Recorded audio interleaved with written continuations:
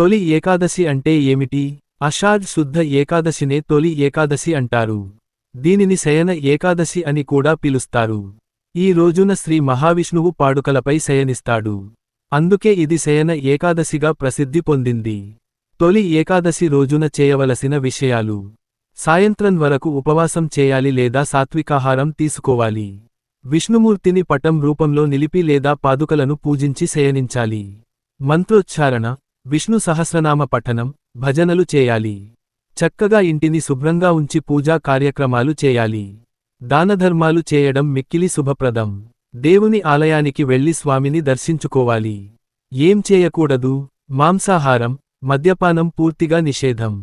శారీరక శ్రమ, కఠినమైన పనులు చేయకూడదు. కోపం, దుర్వాక్యాలు, వివాదాలకు దూరంగా ఉండాలి. బాహ్యభోగాలకు దూరంగా ఉండాలి. బ్రహ్మచర్యం పాటించాలి. మంటలపై లేదా పొగమంచుపై తినడం, శబ్దాలు చేయడం నివారించాలి. అనవసరంగా నిద్రపోవడం, అలసత్వం చూపకూడదు. ఈ నియమాలను పాటించడం వల్ల తొలి ఏకాదశి వ్రతం ఫలప్రదంగా నిలుస్తుంది. ఈ వ్రతాన్ని భక్తితో పాటించి, విష్ణుని అనుగ్రహాన్ని పొందాలని ఆకాంక్షిద్దాం. శుభాకాంక్షలు.